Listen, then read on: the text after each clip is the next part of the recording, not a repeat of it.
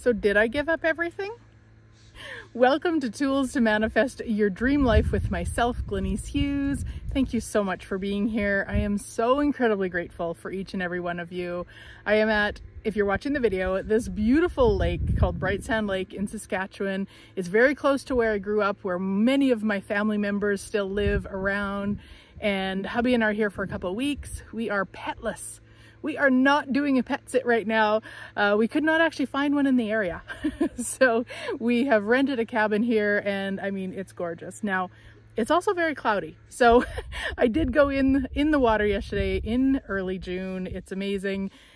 They call it a cold plunge. That's really what it is. So anyway, did I really give up everything?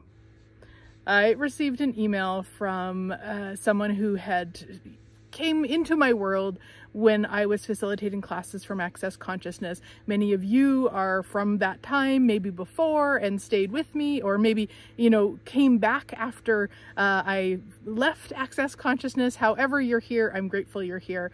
But this person sent in this question that basically, the way that I read it was, why did you give up everything? And I'm like, give up everything? And I realized that, you know, to some people, it might seem like I gave up everything. And when I responded to the email, the first thing I said was, I didn't give up anything. And I no longer facilitate the classes. And what it really made me look at, so I'm so grateful. If you happen to be the one who sent in that question, please know how grateful I am for it, because it really got me to look at it from a different angle for myself. Because wow, yes, people around me could really see it as that. I gave up everything. I was a facilitator with Access Consciousness for over 10 years. I have 10 years of content out there that is me promoting Access Consciousness, whether it was my classes or the founders' classes or whatever, but it's all about the tools from Access Consciousness. So I gave up everything, and yet I don't feel like I gave up anything.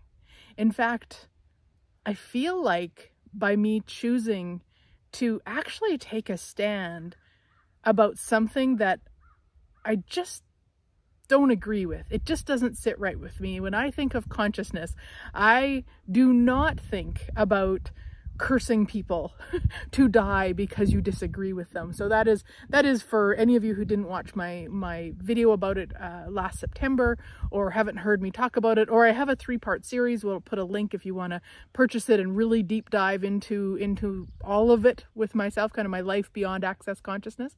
There was a lot of me that I gave up to be a part of Access Consciousness, and that was my choice. So I'm not doing this as they're wrong and I'm right and they're horrible. It's none of that. There's a lot of stories out there right now. The is it Australian News? I can't remember the exact name. There's a whole newspaper in Australia that is doing amazing articles about all the stuff that people should be aware of, that I was a little bit aware of, not nearly aware of to the degree that it's going on. But that's not what I want to talk about it from. I really want to talk about it from what I chose. And what I chose was to really basically separate myself from me, because it didn't go with a lot of what was taught in Access Consciousness. So when I first started, I was actually a professional medium, meaning that I talked to dead people. People paid me to talk to their dead people and do sessions.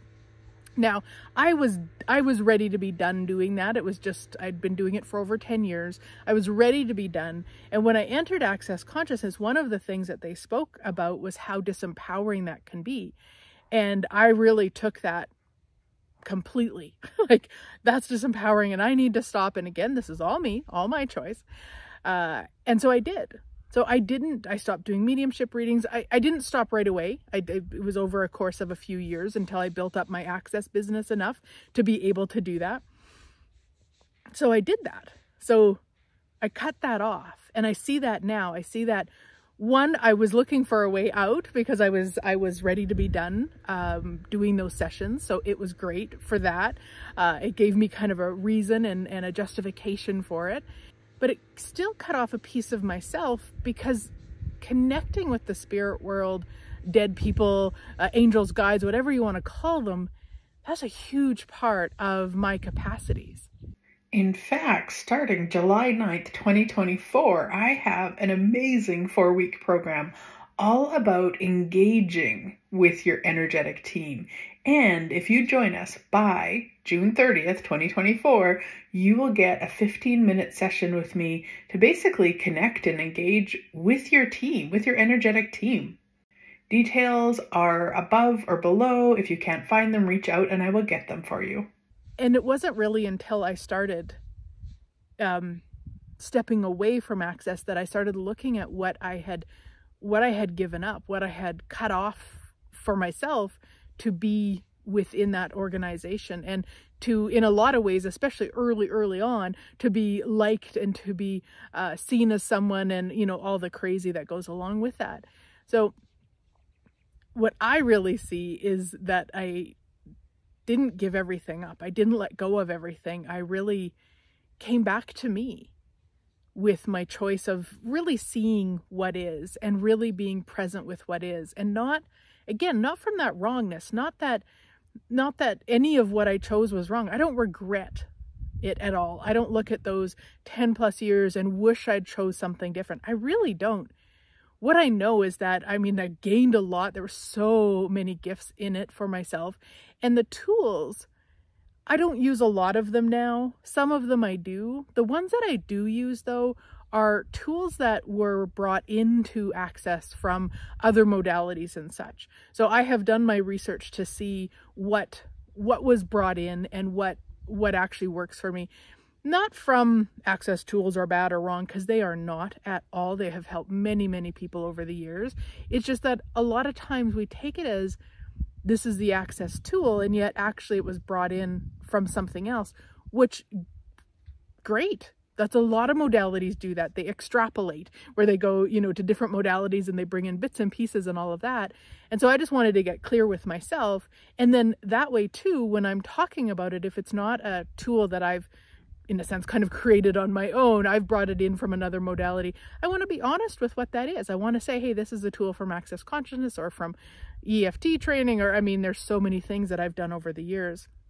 And so, you know, kind of going back to that, like, did I give myself up? Did I just, you know, lose it all? And it's like, I feel like I gained so much. I feel like I'm so much more of me now than I was ever before. And I would say a part of that is because I don't judge those 10 plus years. I don't see that as, you know, a bad choice or bad choices. It really is just the recognition that I chose that, and there was so much to be grateful for. The as we would say in Access, the good, the bad, and the ugly, right? It's not just like, oh, you know, those guys do a certain thing or they shouldn't be doing that or any of that. There's all of that, of course. And you can read all that stuff from the Australian paper. And I understand there's more coming out, and there's videos, and there's all sorts of things. So if you really want to kind of get the bigger picture, be sure to check that stuff out. But you don't have to either. So, you know, you don't have to defend staying. If you're within Access Consciousness and you want to stay there, please just stay there. Enjoy it. You do not have to defend it or, you know, judge yourself for staying or anything. For some people, it's their entire business. You know, for me, it was my entire business. And from the moment that I chose to no longer be an Access Consciousness certified facilitator, I had an entire year to start shifting and changing things within my business. Now, if that would have been, you know, would have I done that on the day that occurred? No, because that's not smart. Same as, you know, so many years ago when I knew that I was done being a professional medium, I didn't stop the day that it was like clear that was where I was going. It's like, I actually need to continue. This is our livelihood. So I need to look at how this fits. And because the event happened on the recertification of my license, I had an entire year. I knew I wasn't recertifying, but nobody knew basically for that year. And that was more about planning for myself and setting myself up. And again, not because the tools are wrong or scary or bad or evil or any of that. They're great tools, absolutely. So use what works. And really, what I often remind myself in any situation where I'm making a change is that for the most part, I want to say 100%, but I don't think it's fair to say 100% because I'm sure there's times where that's not true. But for the most part, when we make a change, it actually does work out for the better. It does create greater. Now, it doesn't necessarily mean in that moment it feels greater or that it appears even greater. It might take a while. You know, if you go through a divorce, you may not actually get to that greater. You might not get there for a year or two, but you'll get there. I'm sure of it. Again, I can't say 100% of the time, but I would say most of the time, any change we make will invite us to greater, invite us to greater of ourselves. And so in that case, it might be the greatness that invites us to is to choose something different. We might choose a certain, person to be a significant other for us, and then realize that this isn't that person. This isn't who we would like. And so we make a different choice. So again, it might not be in that moment that you're saying, oh, this was greater, but it could get you to greater. And we talk a lot about this, hubby and I, in our pet sitting adventures. And we actually have a brand new podcast. It is called Paw Prints and Passports, Exploring the World Through Pet Sitting. So I'll put a link above or below to check it out if you would like. And it's one of the things that we talked about in our very first episode was you don't know until you know. You don't know until you try. So I didn't even know, looking after dogs that we didn't have a fenced yard for, how difficult that was until I looked after dogs that we didn't have a fenced yard for. So if we get out of this idea that there's a right thing, there's a right person, there's a right situation, there's a right time, there's a right job, there's a right, if we get out of that idea, then everything can actually just be an invitation to something greater. Because now we know, we're very clear that if it says no fenced yard, we're probably not going to apply. However, doesn't mean we won't.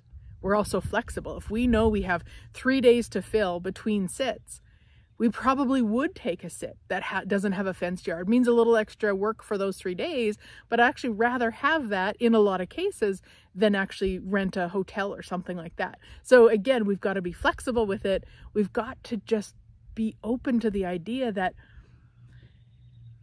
if we're willing to receive it, there's so much that we're being gifted constantly. If we don't go into the wrongness of it, if we never see it as giving up everything or losing everything or, this is the worst thing ever. And of course, I'm going to just preface that with I'm talking more general life stuff. Now there's times where this is the worst thing ever. Of course, someone we love dies or something like that. Then these aren't the times I'm talking about. I'm just talking about kind of general choices and such. And so then we could look at it as like, okay. And I love asking, all right, what is this inviting me to? What greatness is this inviting me to? And that question is actually from a friend of mine. Her name is Tanya. She's brilliant. And she was in a class of mine years ago, and she had a lot of body problems going on. And she started asking that question. When most of it, to the degree that she was struggling with her body, most of us wouldn't have just got out of bed. Like, that's how bad it was in, me looking in. And she started asking herself, okay, so what is this greatness that I'm being invited to? What is my body inviting me to with this? What? Like, brilliant, because you get out of the victim of it into the possibilities of it. So if there's anything in your life that you're looking at and you feel like you lost everything, or you gave up everything, or you made a choice that wrecked everything, or it's the end of the world because you didn't choose this thing or whatever, please just stop and ask, okay, what greatness is this inviting me to? What is possible now that wasn't possible before? What am I aware of now that I wasn't aware of before this? Right? It just puts us into what I often call is like that, we're infinitely creative. So it puts us into that creative space, into putting our creative energy into creating greater than creating less. Because I'm going to say it's easy to sit around and complain. It's easy to say how horrible something is, how awful it is, to act like a victim. Just sit back and be like, oh, darn, too bad. Guess I'll just sit here. Now, honestly, I'll just sit here. You know, if you're watching the video, you'll see I'm pointing to the lake. I'll just sit here. But that's a different space. So yeah, there we are. There's my little spin on giving up and letting go of everything. And man, it's just an invitation to greater. And especially when things are out of alignment for you, like that, letting that stuff go, having the courage to let that stuff go that truly doesn't work for you. There's a freedom there, my friend, that I cannot put words to. I would love to invite you to my manifesting membership.